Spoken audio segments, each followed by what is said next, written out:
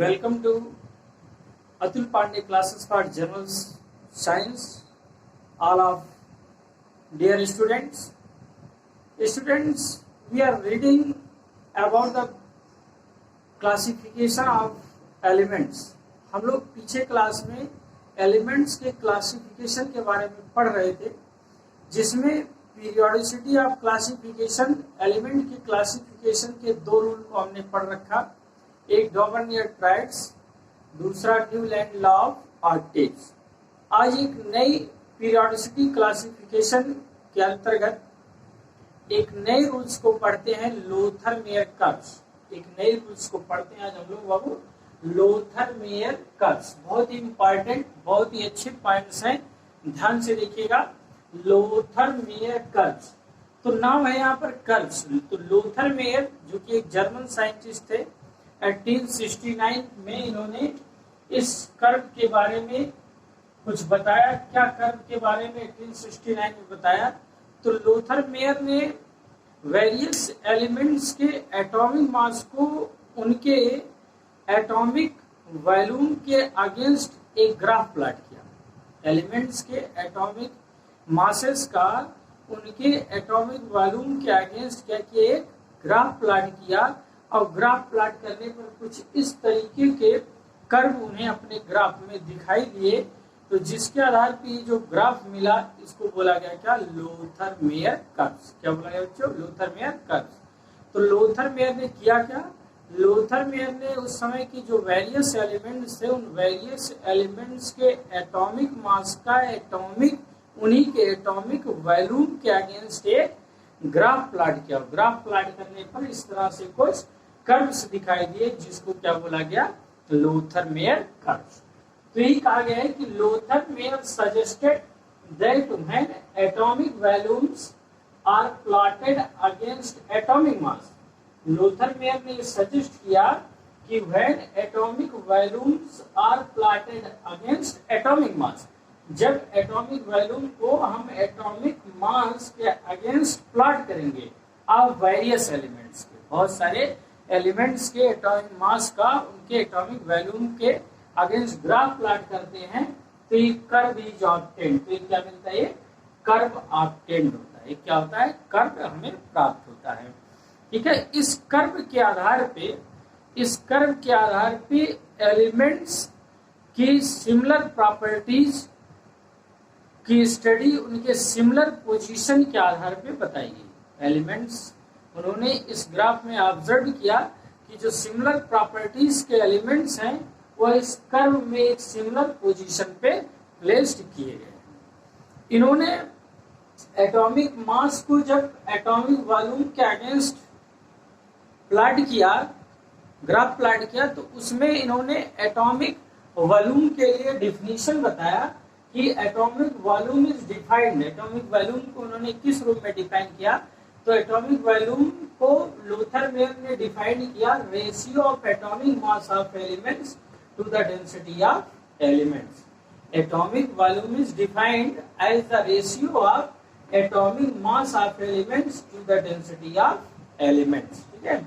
Elements के atomic मास और उनकी डेंसिटी का जो रेशियो है, वह उन्होंने क्या डिफाइन किया? एटॉमिक वॉल्यूम को डिफाइन किया। ठीक है। तो लोथर-मेयर ने इस तरह से एटॉमिक वॉल्यूम डिफाइन किया कि ratio of atomic mass of element to the density of element is called, density of element is called atomic volume of element. तो इन्होंने जो अपना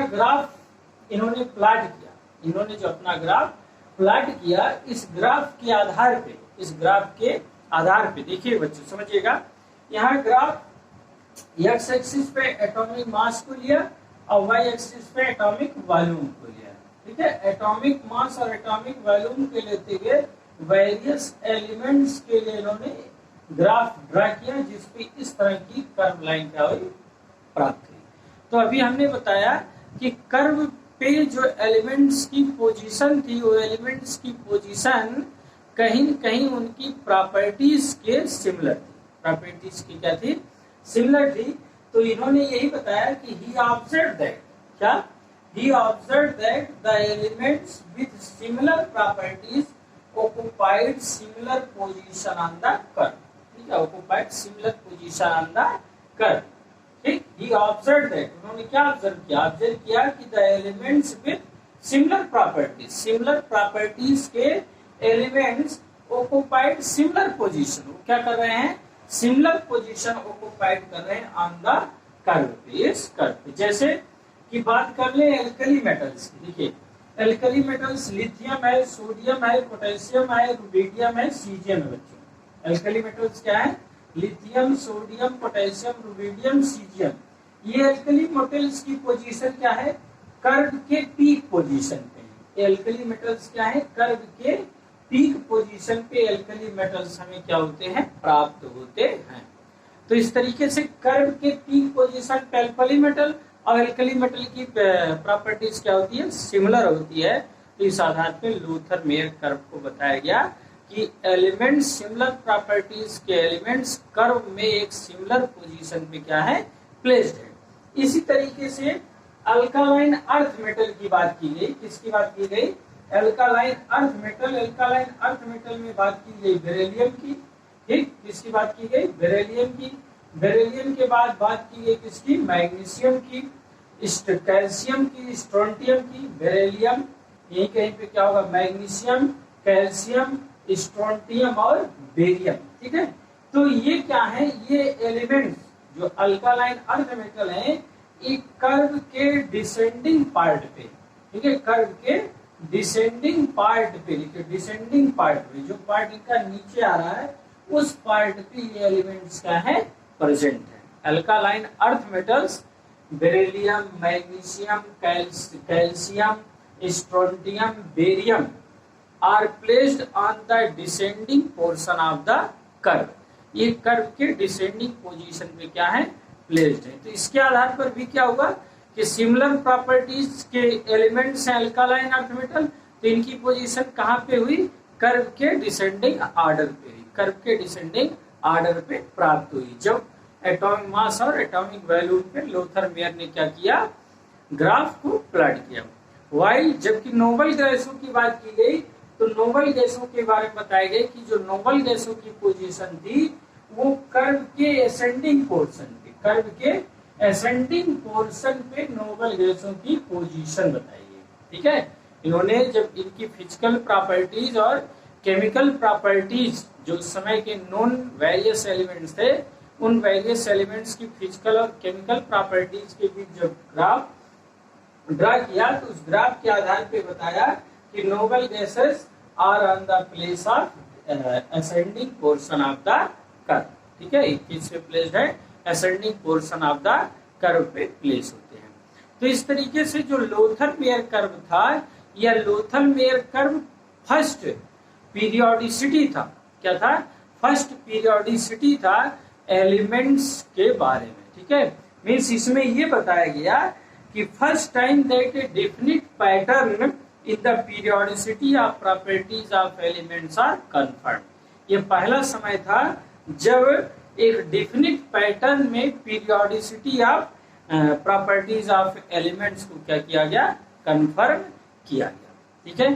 तो यही लूथर मेयर कर्व बताया गया। बस एक चीज जानना है कि लूथर मेयर कर्व किसके बीच प्लॉट किया गया है, तो Luther mayor curve various element का के एटॉमिक मास का एटॉमिक वॉल्यूम के अगेंस्ट, ठीक है, एक ग्राफ प्लॉट किया गया और उस ग्राफ प्लॉट करने पर कुछ इस तरीके के कर्व्स मिले जिसको बोला गया क्या, लूथर मेयर कर्व्स।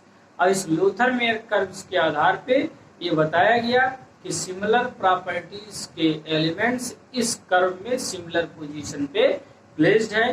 जैसे कि एल्कली मेटल्स कर्व के पीक पोजीशन पे प्लेस्ड है, alkaline earth metal barium, magnesium, calcium, strontium, barium ये कर्व के डिसेंडिंग ऑर्डर पे प्लेस्ड है, while noble gases placed on the ascending order of the curve, जबकि नोबल गैसेस क्या है, एक कर्व के असेंडिंग ऑर्डर पे प्लेस्ड है, ठीक। इन्होंने एटॉमिक मास का एटॉमिक वॉल्यूम के अगेंस्ट ग्राफ ड्रा करते हुए एटॉमिक वॉल्यूम को डिफाइन किया। एटॉमिक वॉल्यूम को डिफाइन कैसे किया, तो एटॉमिक वॉल्यूम को इन्होंने डिफाइन किया ratio of atomic mass of element to the density of elements, ठीक है। Ratio of atomic mass of elements to the density of element. सीधा आधार पे एटॉमिक वॉल्यूम को इन्होंने डिफाइन किया। ठीक बच्चों, कैसी लगी क्लास निश्चित ही बताइएगा, लाइक करिएगा, क्लास को शेयर कर दीजिए। ठीक है, और चैनल को सब्सक्राइब नहीं किए चैनल को सब्सक्राइब कर लीजिए। ऐसे ही फिर अगली क्लास के साथ हम आपसे पुनः मिलते हैं। तब तक के लिए धन्यवाद। हमारे साथ जुड़े रहिए, ऐसी क्लासों को आप प्राप्त करते रहिए।